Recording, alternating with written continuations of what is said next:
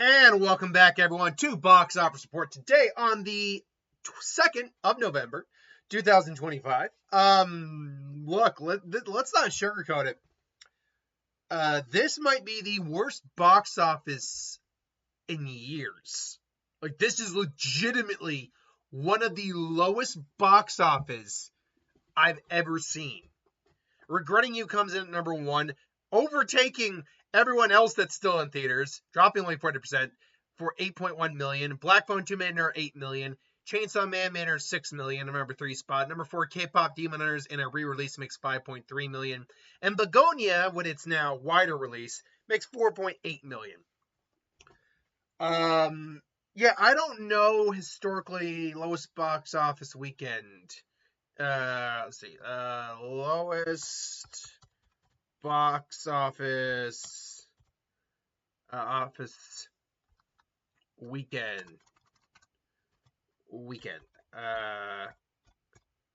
Okay, lowest box office weekend ever. Let's find this out. Lowest box office weekend ever was March 2025, March 14th to 16th, 2025, earlier this year, which grossed a total approximately 52.19 million. For the recent weekend, the total domestic box office for the entire weekend was estimated to be between 49 and 53, marking one of the worst weekends of the year, according to Forbes. Okay, so I wasn't wrong. This is one of the worst box office weekends ever. And they even said that it's between 49 and 53. When the actuals come in, it could actually be lower than that other box office. But because the actuals or the hypothetical puts it above, it's debatable. As it stands right now, if I were to add it all up, let's see, we go 16-1, 22-1, 27-4, 28-2, which that's 32, 40, so 36-9, then that's 37-8, 37-8 or 7, so 47, so 4. It really is good. It's really close. It is really damn close. So before we even talk about the actual movies and how well they did, because some of these films still didn't do bad, all things considered, why did this happen this week? And the answer to that is actually really simple. There was absolutely no wide release films this week. Begonia was already out in theaters. It was just an expanded release, and that was not a movie that was garnering $20+ million in an opening weekend or an expanded weekend. That just wasn't happening. Stitchhead, which is an animated film, which you'd think would be great for kids to draw in that audience, I didn't see anything about that. I do not believe it's even in any of my theaters, so wasn't able to catch that. And all the other things have been out for a minimum of 2 weeks, 3 weeks, at least. And we're already down into their much lower box office numbers. Now, we obviously are going to see a complete change as of next week because I think we can predict with some fair certainty that Predator Badlands will very much be number one next week. I don't think anyone is even going to try to argue that. But yeah, you factor in that, some of these films are pretty good, some of them not so much, but you didn't have anything come out this week, really. So Regretting You made 8.1 and managed to actually take number one.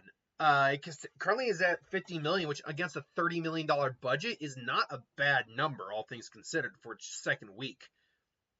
That doesn't mean it's going to end up making its money back.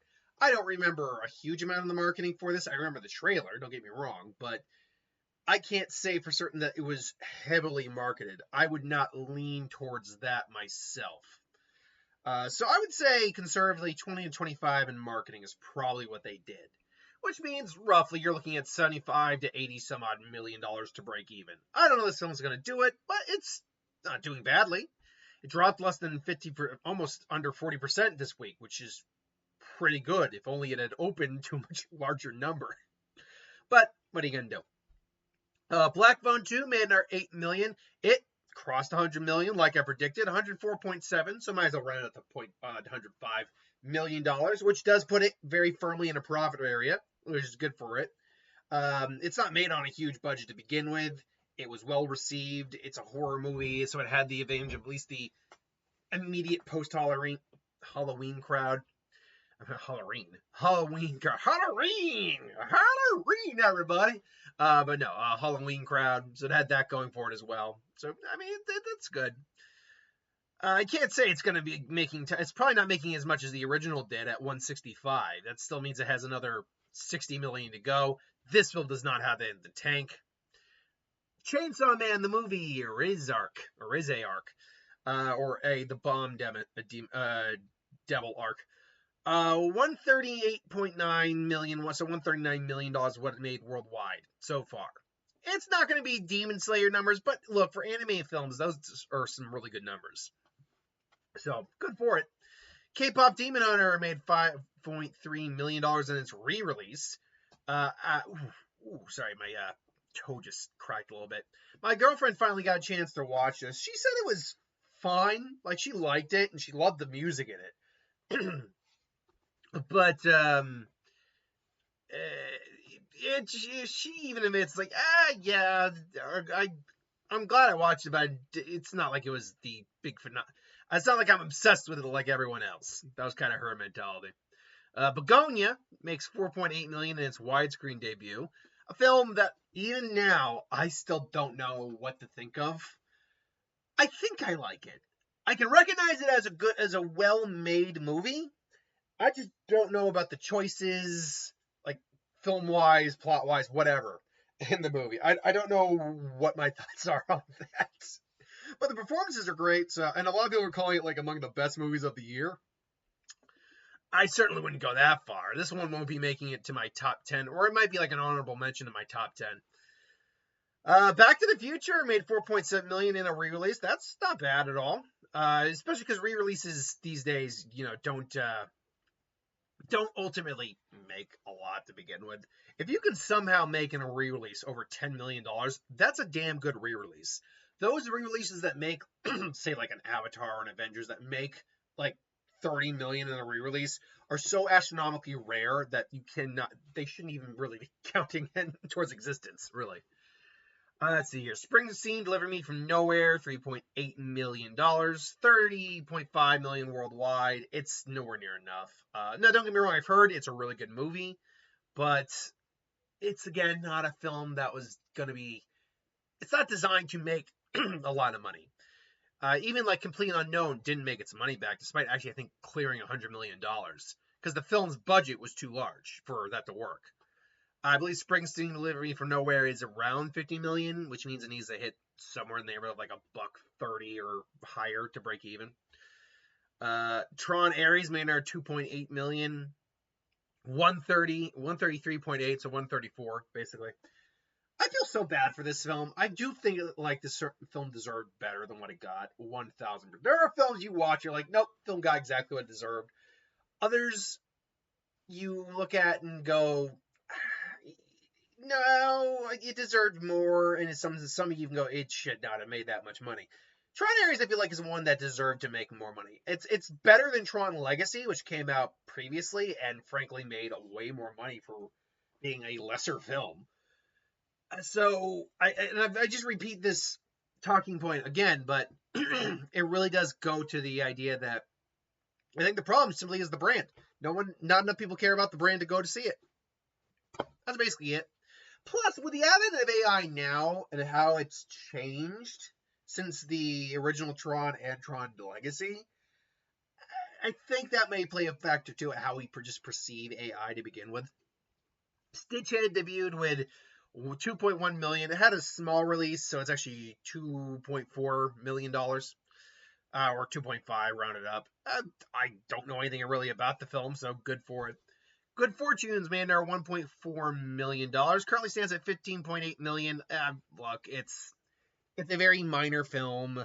It wasn't high budget to begin with, but it wasn't like it was going to be making top dollar anyway. And I heard the film's pretty decent. So there's that for Aziz Ansari. Aziz Ansari's first real directorial debut.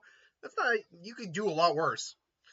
One Battle After Another, 1.1 million, 190 million. Well, congrats to One Battle After Another. You did finally hit a number above your budget. Now, when you take the third that the theaters get, add on the marketing budget to your budget, this film still tanked at the box office financially. Critically, it's actually very well received. This will probably be on my top 10 list. I'm not quite sure where on my top 10 list it'll be, but it will be on my top 10 list. So there is that. But yeah, again, it's the same issue that I really said. It's the same issue I said with, and weirdly enough, is what I was trying to say. It's another Leonardo DiCaprio film, Killers of the Flower Moon. A very well made, very Oscar leaning movie, but it's not a subject matter that its budget would have attracted. Sorry, it's not a subject matter that would have attracted enough people to compensate for the budget it was made on. It's just too expensive of a movie. Roofman made over $1 million. I heard again it was a pretty solid film, but it just came and went like a fart in the wind. Like we kept seeing the trailer. I think honestly it just wasn't a subject matter that attracted a lot of people in terms of movie going, which sucks. But and I had intended to see it, but things came up. Other than that, though, we don't really have much else. Shelby Oaks, the new Chris Stuckman's, I like Chris Stuckman, directorial debut, currently made over a little over $4 million. Hey, look, from my understanding, he made that on, what was it, like between 1.8 and like 2 point something, like $3.2 million, something like that. Which means if you roughly average it out, he's made it on about $2.5 million ish. And hey, the fact is, it's probably going to break even. They barely had any marketing to it, so for a film that barely had marketing, like I don't remember seeing the trailer for this, except when it was being advertised online.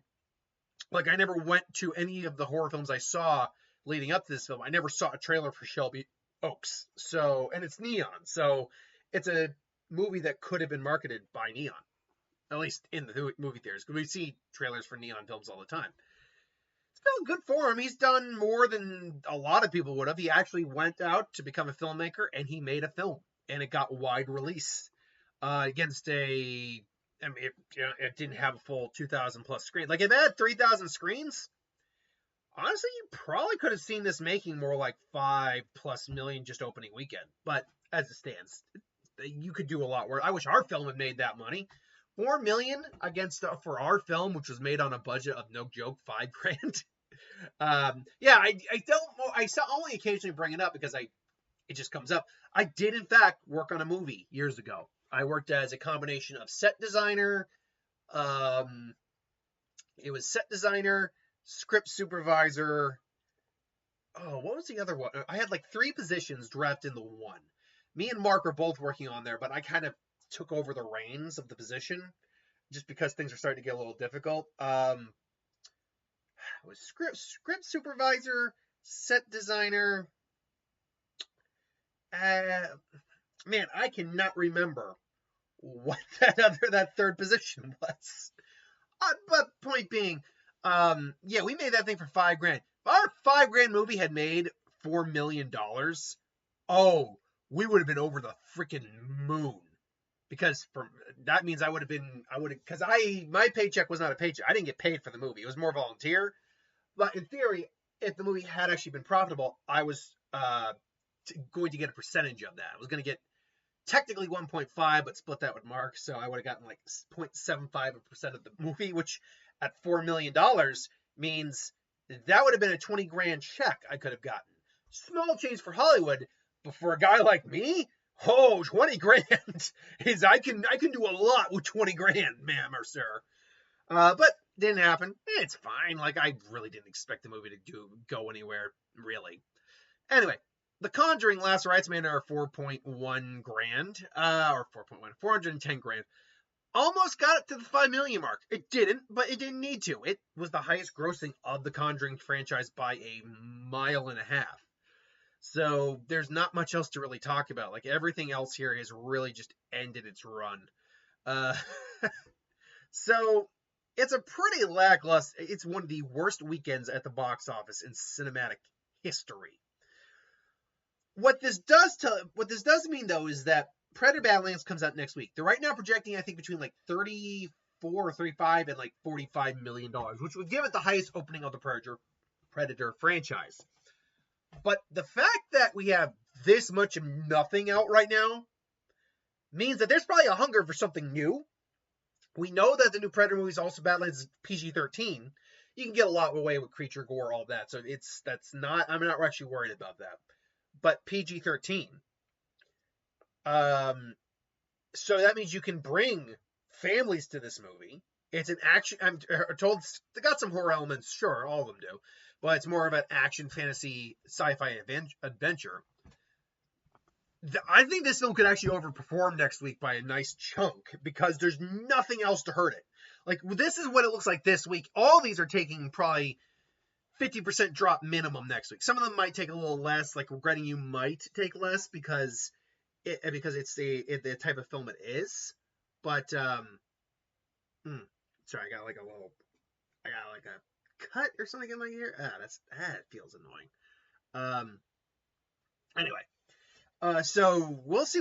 I can guarantee you, though, Predator Badlands will be number 1 next week. I don't think anyone anywhere is going to try to bet against that. I'll put Regretting You, based on the numbers we got here, and because Black Phone 2, I think, is going to take a bigger drop than this next week, because Predator would take away a lot of their audience. I will put Regretting You at number 2. Then I'll put Black Phone 2. Then, assuming... will K-pop Demon Hunters even be still in theaters next week? And even if it is, I don't... You know what? I'll go Begonia. Straight up. I'll go Begonia. Because I think it might get some more screens next week, too.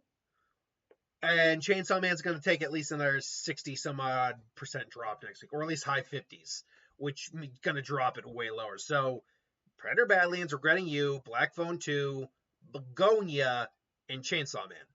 That's my prediction next week, but it's a weird upcoming week. But Predator marks the beginning of the remainder of the holiday movie season.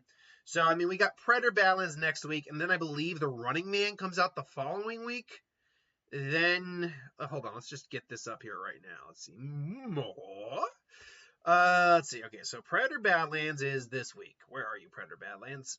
Yeah, Predator Badlands is next week, or this coming week. Then nothing else for that week, really. Then it would be the 14th. So yeah, Running Man, and Now You See Me, Now You Don't comes out of that track. So now we get into holiday movie going, where we now finally have more consistency with our big releases. After that week, we have Wicked for Good, Sisu, Road to Revenge, which I will probably try to see because I did like Sisu. And then after Wicked for Good, because that's Thanksgiving weekend, we got Zootopia 2, that interesting little Eternity film, but it's Zootopia 2.